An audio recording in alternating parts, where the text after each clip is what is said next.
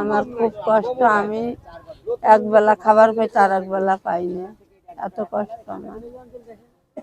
এই যে পাই না, একটা জাকাতের কাপড় পাই না, খাবার পাই না, মাছ না পাই, তরকারি, খুব কষ্ট আমার।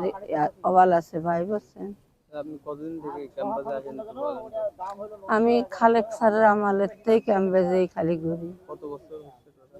খালেক স্যার গেছে সেই প্রথম খালেদা জিয়া পাস করছে না, কয় সালে, আমি তো বুঝি না সাল ওই সময়। এই তো 71 না 90 নাকি 91 না 50-60 বছর।